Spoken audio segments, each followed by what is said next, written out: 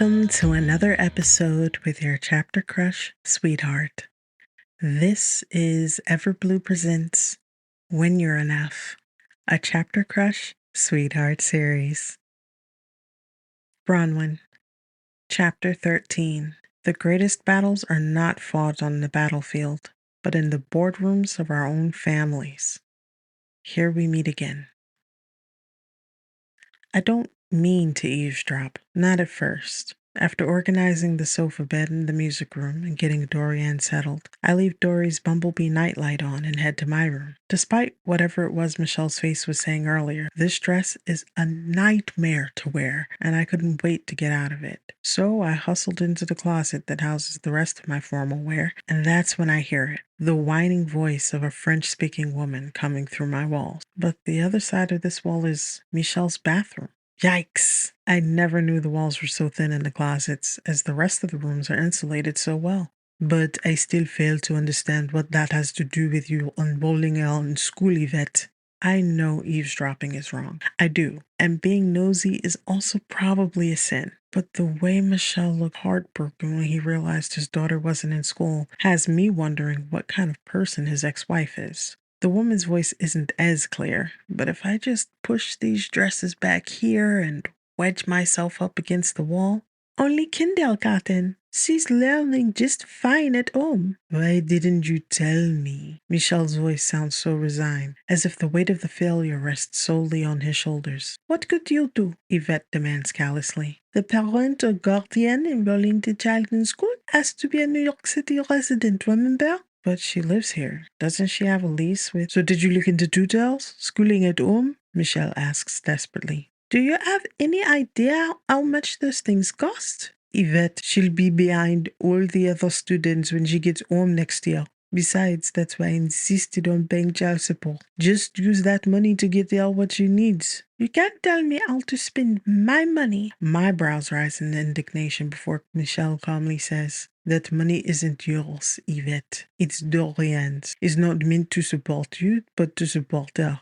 What have you been spending it on, if not for her? Look, traveling for work costs money. You know I'm not paid for modeling assignments until they end, and Jeff doesn't think his money should go to supporting a child that isn't Ivette. Why do you keep choosing me now? Never mind. Michel grits out. I have the paperwork to enroll her in the school down the street. I just need you to print out and sign a document for the school saying that you agree with the decision to enroll her there, and I can also present that to the judge to amend the court order. Well, I don't really have access to a printer. If you're having trouble printing it, I can come to you tomorrow morning, or you can come to me on your way home from work. Michel's voice sounds frayed, as if he's barely holding on to his temper. Well, that would be fine, but actually, I'll come to you tomorrow evening, around 7. Is that okay? As Michel finishes making the plans and disconnects the call, I shake my head in disbelief. What a mess. Shimmying out of my dress, I change into my lounging clothes and stretch out across my bed. I've only known Michel about a month now, and while he can sometimes be extremely argumentative, okay, scratch that, defend his opinions too aggressively, be exceedingly blunt, and maybe make me angrier than anyone I know with his unsolicited yet dead-on assessments, he's not as bad as I originally feared. If the man was a wallowing bag of skunks the whole time I've known him, I'd be permanently walking around this apartment with over-ear headphones. Yet that's not the case. It's why, despite our rocky start, we were able to become friends of a sort. And I say of a sort because I know he still holds back so much of himself. He just seems afraid to trust people after Yvette did a number on him. At least, that's my assumption. Based on what I overheard, I'd say that's a fair guess. Yet, anyone with 2 eyes can see he loves his daughter with every fiber of his being. The man changed countries just so that he wouldn't miss out on a year of Dorian's life. I could hear in his voice how it hurts him to think that he could be failing her in some way. So he's someone worth befriending. Probably. And hey, if we end up friends, I'll have a place to visit in France when he and Dorian are back home. Maybe I'll take an actual vacation, load up on glorious French cuisine, and maybe, who knows, fall in love with some dashing guy strolling along the riverside. Michel's face flashes to mind. Not the way he looks after a run with his sweat-dampened hair pulled into a knot, but the way he looks when he's relaxed and laughing with Dorian. I immediately frowned. Not him. Absolutely not. The man is the walking definition of wrong. Mama said when I find love, it'll be because the person will know who I truly am, since I'll be able to love with my whole heart. Yet, Michel is content with his assumptions and shuttling his emotional baggage back and forth across the ocean. But at least he talks to you and tries to understand. I shudder, trying to dismiss that tiny voice. That's what makes him a good friend, not future husband material. You can't give someone your heart when they're too afraid to reveal theirs to you. After another day chasing down information that Brad should have already generated for a report, I'm so ready to take a nap. Oh, but I can't. Bryony's food truck is due to open next Wednesday, and I've already submitted my vacation time to use the week to help out. But today we're going warehouse shopping for some of the last minute items she added to the menu. She always says, better to have too much than not enough. But what if it doesn't sell? Shaking my head, I drag myself off the elevator on the 8th floor. Ah well, at least I'll get to spend time with Bryony. Let's try to think positively. The launch is going to go great. We will not be stuck with excess stock. And if we are, well, we can donate to a food pantry or shelter. Just as I put my key in the door, my phone rings. Pushing the door open and stepping into my apartment, I answer with a tired smile. Hey, babe, what's up? Hey, yourself. Bryony's chipper voice comes over the line. Why do you sound like you've been beaten up with a rusty pipe and left for dead somewhere? It can't be that bad, I chuckle, kicking off my shoes and bending to pick them up. Something smells delicious. I wonder what Michelle made for dinner. You're right, Bryony snorts. It's worse. You sound like the vultures are circling, and you're 3 seconds from expiring. Psh! I laugh, startling when I turn around to see Michelle standing in the foyer looking at me somewhat incredulously. I give him a nod. Hey. And spinning, I head to my bedroom as Bryony goes silent. You there? Yeah, I said, who was that you were saying hey to? Oh, my roommate, I sigh, dropping my leather toad on the bench at the foot of my bed. Bryony makes a strangled sound. And she couldn't even be bothered to say hi back? Honestly, from everything you've told me about Michelle, she sounds so rude. Hey, why don't I— No, Bri, I interject, already knowing what she's thinking. Please win. I'll just throw on one of your house dresses,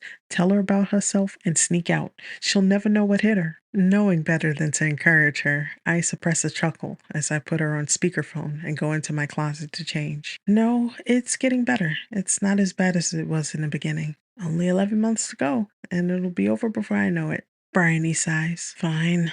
At least you like her daughter, so it's not a complete waste. I first told her about Dorian at family dinner a few weeks ago, but I'm surprised she remembers with everything going on in her life. I think we're slowly becoming friends. Michelle is actually really good with Dorian, but it's not hard. That little girl is so adorable, I sigh. If I'm ever going to have kids, I really need to get out more to find their father. Don't start when. You're fine. Have you been on any dates recently? I laugh a little too hard. With who? The last guy who tried to talk to me was the coffee guy at the cafe downstairs. Bryony laughs. So what's wrong with that? He could own the cafe. You don't know his life? Rolling my eyes, I chuckle. You know I don't care if the man I'm looking for works behind the counter. If someone works hard and earns enough to support himself and later a family, why would I stand in the way of love?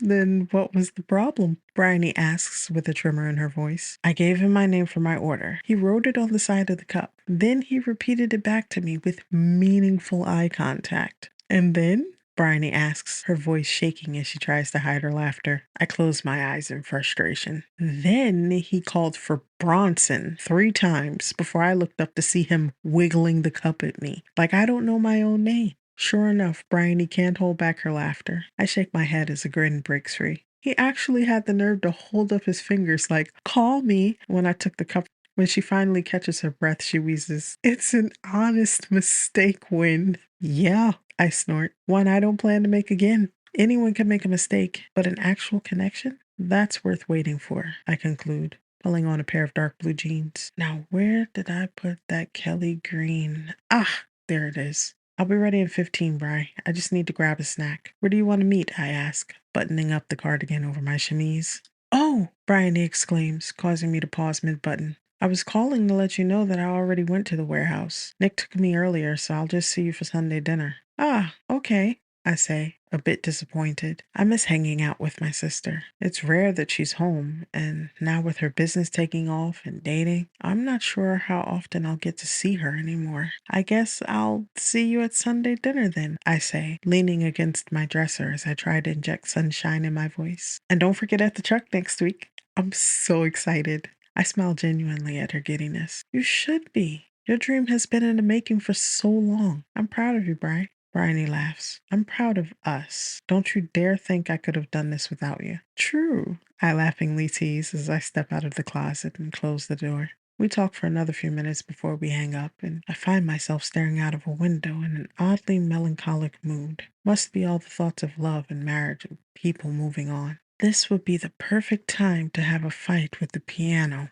Knock, knock, knock. Sighing, I cross to the door. Why does this man have to knock like the police every single time? Hey, I grumble as I open the door. Michel stares down at me, a look of uncertainty on his face. Is now a good time to give Dorian a bath? I look at him blankly for a moment before I realize what he's saying. Sure. This is a good time. A great time, actually, because I have something to work out on the piano. So, you know, take your time. Michel clears his throat. Thanks. And well, just so you're aware, Yvette will be coming over around 7 to take care of the paperwork for Dorian's school enrollment. My brows rise in response, but I nod. That's good. Dory will be so excited to start school. I'll be sure to stay out of the way. He stares at me another moment, then slowly nods before hitching his head towards the alcove. I'm just going to get there, gesturing with my two index fingers in the same direction because why not continue being super awkward? I take a few deep breaths as he heads towards the music room. When Michel returns with Dorian trailing behind him, he continues into the bathroom. I didn't notice it before, but he's dressed in head-to-toe black. I wonder if he's dressed for combat. Hi, Miss Brownie. Dorian's bright voice startles me. I smile as I lean down to give her a squeeze. Hey, Cinnamon Bun, did you have fun with your papa today? I can hear the water already running in the bathtub, so I lead her to the bathroom as she chirps. Yes, and we went to the park, and guess what? What? I smile, because who can resist that dimpled chin? She starts bouncing up and down as she says, we saw a red bird. The whole body was red, with pointy feathers on its head, like this. She gestures by making a house with her hands over her head. Chuckling, I begin pulling the hair ties out of her pigtails. Oh, you saw a cardinal. Her large dark eyes widen as she repeats the word. Fluffing out her shoulder-length blonde strands, I notice it's uneven, but I'm certainly not bringing that up today. So, excusing myself, I take my leave and head into battle. Sitting down at the piano, I immediately regret not changing out of my jeans, but I'm here now, and this piano isn't about to fight itself. As I begin plucking out the opening notes of Beethoven's Waldstein Sonata, I allow myself to think of how I'll be 29 in just under 2 months, and I'm already having a third life crisis. Well, why not aim high, age with grace, and make this a quarter life crisis? Hopefully, I won't spend the next 60 to 90 years aging alone.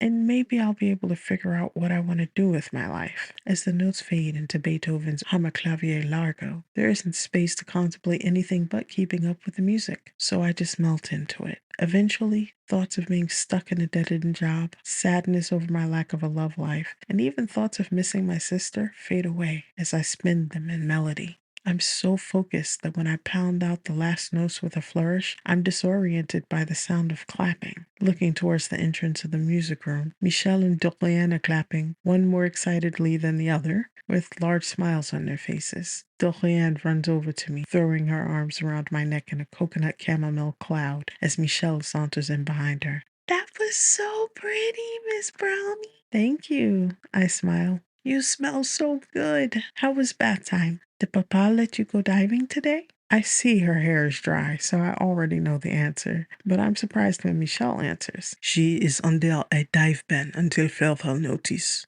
I widen my eyes and turn to look at her. Ooh, I see the Coast Guard is strict here. You'd better listen and see what his next orders are. Eh, Skipper? Hi, Captain. She salutes me through giggles. Michel chuckles as he leans down to scoop her up, tucking her under his arm. The Coast Guard says, to the table. With that, he easily flips her over his shoulder, hauling her out of the room like a sack of potatoes. Stopping by the door, he turns to look at me. That goes for you too. Raising my brows with a silly smile, I offer a salute. Aye, aye, sir.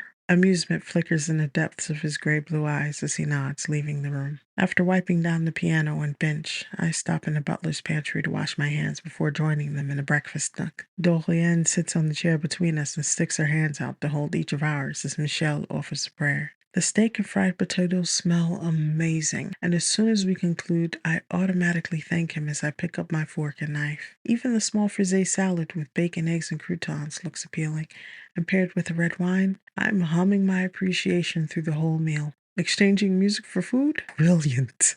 I don't know what the man seasons his food with, but it should be bottled and sold with a warning label. Danger causes food comas. Michel keeps checking his watch, and since it's well after 7 p.m., I can guess why. When he excuses himself before dessert, I sit with Dorian while the water boils for tea. Since moving here, Michel doesn't drink coffee after dinner. Jet lag hit him hard, but apparently he likes waking early so he can exercise and keep up with Dorian. When Michel returns, his neck and ears are bright red. I lift my brows in question when he glances at me, but with a shake of his head, he offers a terse smile and asks who's ready for dessert. Then, with a flourish, he serves each of us a poached pear and a warm chocolate sauce with whipped cream and chopped pecans. After groaning over the first bite, I'm shuddering in delight. I'm going to the store tomorrow to buy a bigger pair of pants. Michel unexpectedly lets out a bark of laughter. Is this something you'll announce every time you need a bigger size? Taking another bite, I sigh contentedly. Yes, I think so. Maybe someone else will mourn the loss of my smaller clothes, but it won't be me. I'm too busy rejoicing over every bite. I think you look beautiful, Miss Brownie, Dorian says, her eyebrows anxiously wrinkled. I smile and stroke her cheek. Thank you, sweet potato. I think you're beautiful too. You have a pretty smile, you're very nice to the animals at the park, and you give the best hugs. She beams at me with chocolate smeared on both cheeks. Oh, Michel, are you going to take this picture or should I? My voice trails off as I look up and see him gazing at me intently. What? I whisper. Is there something on my face? Like what you're hearing? Visit us at everblueauthor.substack.com for even more stories.